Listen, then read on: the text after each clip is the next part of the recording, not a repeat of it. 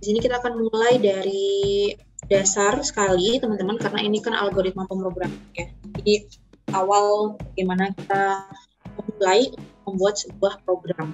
Jadi kita harus memahami terlebih dahulu bagaimana algoritma atau struktur yang akan menjadi dasar kita membuat sebuah program. Nah, jadi di sini untuk materi yang diadakan oleh Chem 404 kita menggunakan bahasa Python. Mungkin teman-teman yang sudah pernah belajar pernah menemui menggunakan bahasa lain seperti Java, C, atau C++ gitu. Hanya saja untuk membuat algoritmanya itu terlihat lebih simpel gitu ya. Kita menggunakan Python supaya teman-teman paham bagaimana membuat fungsi-fungsi, kemudian membuat beberapa kerangka kode gitu. Jadi supaya lebih mudah memahaminya. Gitu. Nah, kemudian kita mulai dari apa sih itu algoritma. Jadi algoritma itu adalah langkah-langkah untuk memecahkan sebuah masalah. Nah, utamanya adalah masalah yang menggunakan logika atau matematika. Kemudian untuk alur dari bagaimana sih algoritma itu berjalan atau bagaimana sih algoritma itu terbentuk itu seperti ini, teman-teman. Jadi yang pertama adalah masalah. Jadi berawal dari sebuah masalah, kita ingin nih memecahkan masalah tersebut. Nah, kita perlu step by step untuk memecahkan masalah tersebut. Nah, itulah yang disebut dengan algoritma. Nah, kemudian nanti dari algoritma itu akan terbentuk sebuah program komputer yang nanti isinya ada logika matematikanya, kemudian ada perintah-perintah khusus supaya masalah yang kita hadapi itu terselesaikan.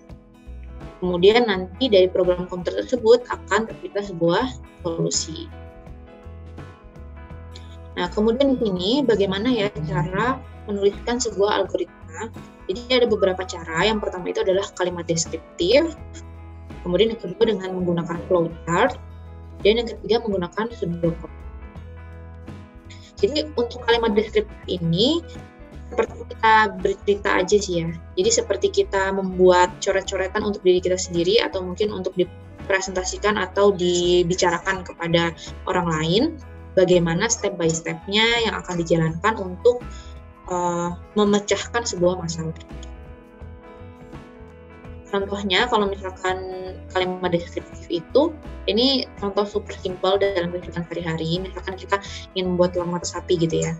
Jadi step 1, ambil telur dan teflon, kemudian step 2, nyalakan kompor, step 3, pecahkan telur di atas teflon, dan lain-lain sebagainya, sampai dengan step yang terakhir, nanti telur mata sapinya sudah siap dihidangkan. Jadi kalau misalkan teman-teman melihat contohnya resep masakan ya, itu termasuk algoritma karena dia berisi step by step urutan kerangka kerja untuk mencapai sebuah solusi atau mendapatkan suatu produk. Nah, kalau misalkan yang lebih matematis lagi, untuk penyampaian algoritma menggunakan deskriptif atau kalimat itu, misalkan kita ingin menghitung sebuah segitiga. Nah, untuk menghitung sebuah luas segitiga, kita kan perlu beberapa step ya. Yang pertama, kita harus tahu dulu alasnya, kemudian tinggi dari segitiga tersebut. Kemudian yang kedua, kita perlu menghitung luas segitiga dengan rumus luas sama dengan setengah alas dikali tinggi. Kemudian yang ketiga, kita perlu menampilkan luas segitiga yang sudah dihitung. Jadi ini adalah algoritmanya, teman-teman. Jadi yang disebut dengan algoritma menggunakan kalimat deskriptif adalah step by step menggunakan kalimat seperti ini. Nah, kemudian selanjutnya adalah flowchart. Flowchart ini adalah sebuah bagan. Jadi flow chart itu kan artinya bagan alir atau diagram alir.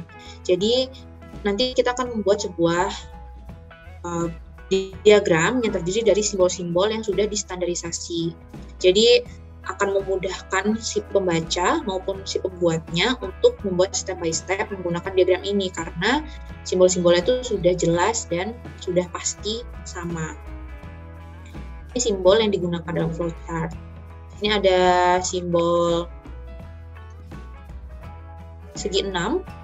Kemudian ini fungsinya adalah untuk memvisualisasikan mendapatkan nilai awal gitu. Jadi untuk menggambarkan nilai awal yang perlu diinputkan. Dan biasanya disebut dengan preparation. Jadi simbol ini disebut dengan preparation. Kemudian ada juga simbol panah atau arrow. Di sini akan menjelaskan, menggambarkan sebuah arah atau arus dari aliran data. Jadi nanti misalkan dari step 1 ke 2 itu kan artinya bisa dihubungkan dengan arrow ini ya, untuk menunjukkan oh berarti dari atas ke bawah atau mungkin dari kanan ke kiri. Selanjutnya ini ada terminator berbentuk oval seperti ini. Ini adalah simbol untuk memulai dan mengakhiri flowchart. Jadi di bagian paling awal untuk start itu menggunakan terminator, nanti dituliskan teks gitu ya, start atau mulai. Nah, nanti di akhir dari flowchart tersebut diberi simbol terminator lagi dengan teks yang bertuliskan end atau akhir gitu. Kemudian di sini juga untuk menggambarkan data, misalkan dalam algoritma kita perlu menggunakan data tertentu. Kita bisa menggunakan bentuk ini, simbol ini, untuk berikan gambaran bahwa yang diproses ini adalah data. Baik itu datanya perlu diinput atau data yang berupa tampilan yang jadi output. Kemudian di sini ada persegi panjang untuk menunjukkan proses. Jadi misalkan setelah kita punya data atau punya inputan, prosesnya apalagi nih, misalkan menghitung luas segitiga atau mungkin menampilkan hasil luas segitiga. Kemudian juga ada simbol decision. Jadi ini menunjukkan apakah ada sebuah kondisi tertentu yang perlu dipenuhi. Nah, nanti kita lihat contohnya. Contohnya seperti ini. Untuk menghitung luas segitiga yang tadi, kita bisa menggambarkannya menggunakan flowchart. Dimulai dengan terminator untuk mulai, kemudian kita bisa preparation dengan melakukan inputan dulu nih, alasnya berapa, terus tingginya berapa, dan luasnya ini masih berupa kayak wadah gitu. Jadi belum ada isinya, masih kita simpen dulu untuk nanti bisa menyimpan angka hasil dari luas segitiganya. Kemudian selanjutnya kita membaca nilai dari alas dan juga tingginya. Setelah itu kita melakukan proses nih. Berarti setelah kita sudah tahu berapa nilai alas, berapa nilai tingginya, kita perlu menghitungnya dengan cara rumus matematikanya tadi dituliskan. Gitu. Selanjutnya, setelah dihitung, kemudian ingin menampilkan, artinya kita tuliskan saja print nilai luas atau tampilkan nilai luas, itu juga boleh. Kemudian nanti diakhiri dengan terminator lagi, dengan teksnya selesai. Gitu. Kemudian yang ketiga, pseudocode. Ini sebuah kode yang sebenarnya hampir mirip seperti kalimat deskriptif, hanya saja pseudocode ini bahasanya lebih teknis. Kalau misalkan tadi di kalimat deskriptif kan kita bisa menggunakan kalimat sehari-hari ya, misalkan memulai dengan menambahkan alas dan tinggi segitiga seperti itu. Tapi untuk pseudocode ini kita biasanya lebih membuatnya lebih simple dan juga sesuai dengan teknis tertentu. Nah, misalkan seperti ini. Untuk menghitung luas yang tadi, kita membuat pseudocode-nya itu adalah menggunakan bahasa-bahasa yang simple tapi lebih teknis gitu ya. Misalkan input, oh ya berarti maksudnya adalah memasukkan nilai dari alas dan tingginya. Kemudian menghitung luas ya, kita bisa pakai set gitu ya. Set luasnya adalah setengah kali alas kali tinggi. Dan juga kalau di kalimat deskriptif tadi kita lebih panjang, menampilkan hasil dari perhitungan luas alas kali tinggi.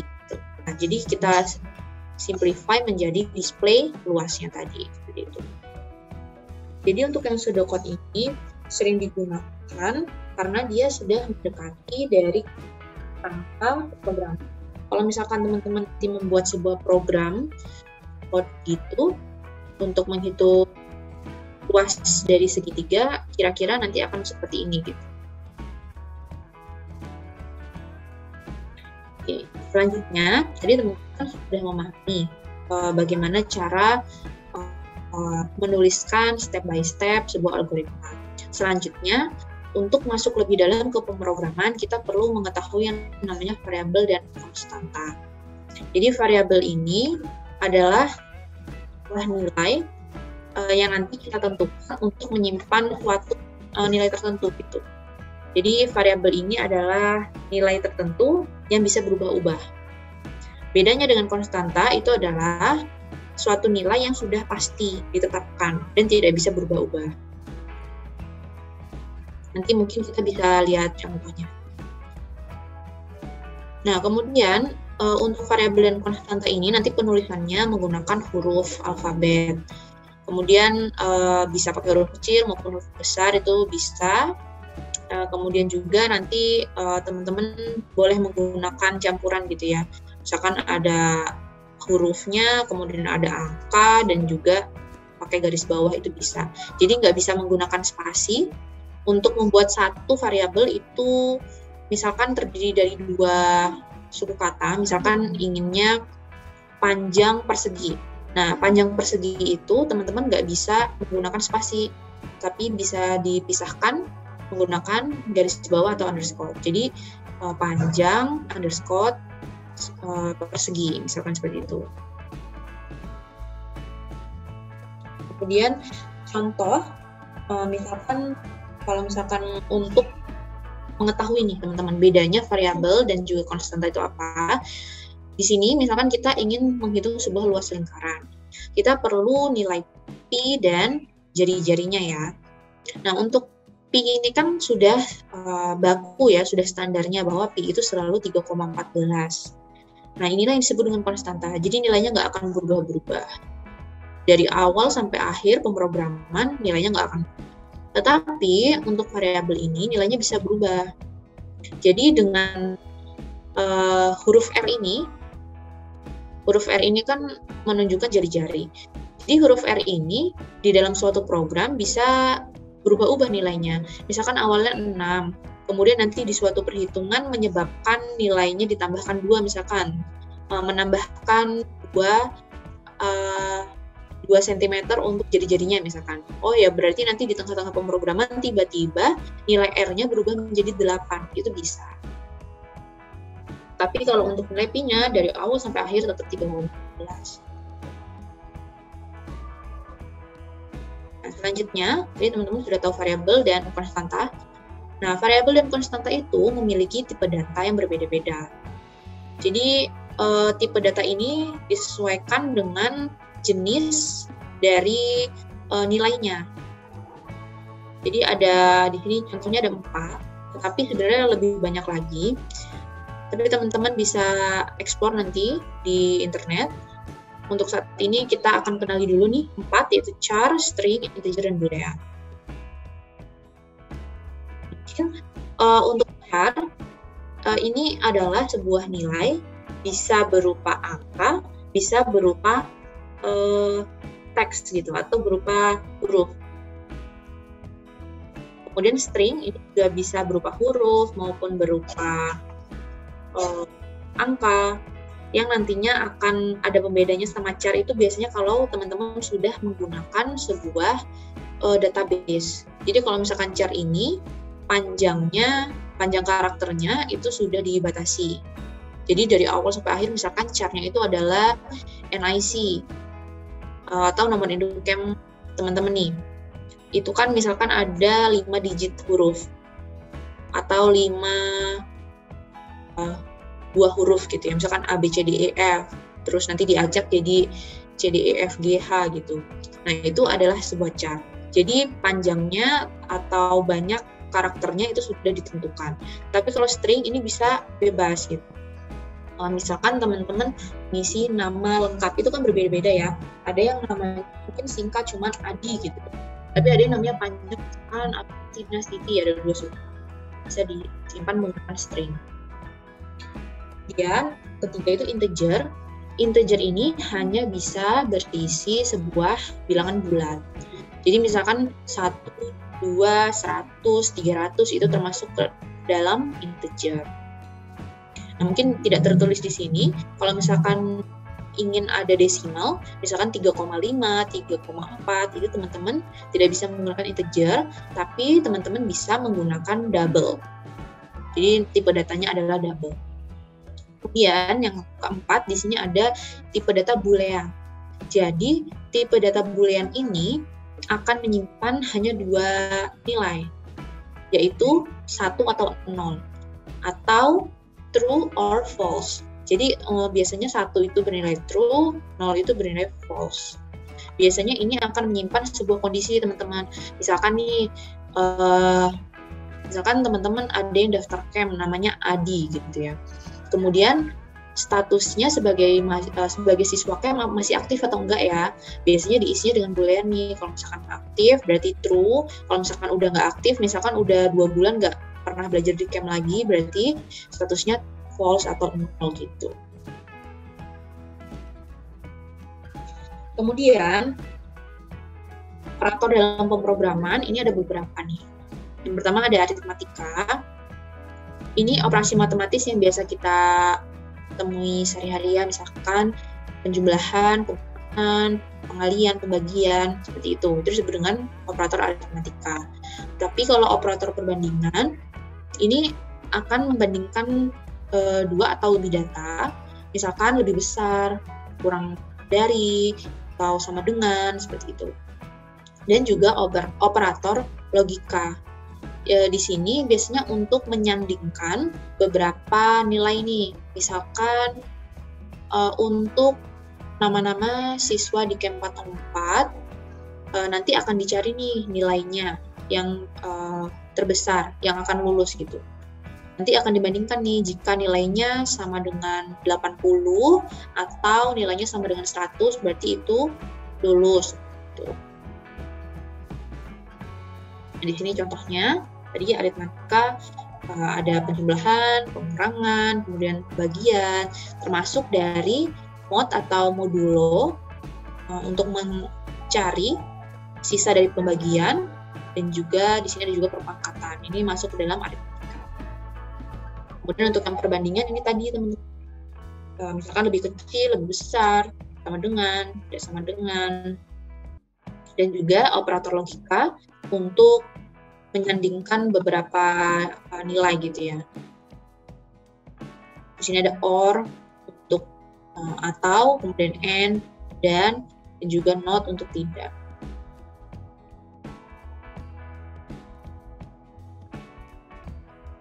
Selanjutnya, ini ada sebuah skema di pemrograman yang disebut dengan percabangan. Jadi percabangan ini adalah situasi di mana kita ingin menguji sebuah kondisi. Misalkan di sini sudah dicontohkan ya. Jadi ini skemanya cara membuat percabangan itu seperti apa. Yang pertama, kita akan mengecek dulu nih kondisinya. If kondisinya apa, then kemudian kita akan melakukan apa ya. Kemudian kalau misalkan ternyata tidak sesuai dengan kondisi tersebut, kita tuliskan else, berarti kita akan melakukan statement yang kedua. Tuh. Kemudian setelah percabangan kita juga ada yang namanya skema perulangan, di mana skema perulangan ini kita akan melakukan sebuah perintah yang lebih dari satu kali. Jadi misalkan kita ingin mencetak sebuah angka dari 1 sampai 100. Nah, daripada kita lakukan itu secara manual gitu, jadi kita print sebanyak 1 sampai 100, itu kan itu akan memakan banyak sekali baris di file pemrograman kita ya. Nah, kita cukup menggunakan pengulangan ini, misalkan for yang akan kita pilih, atau while, atau do while.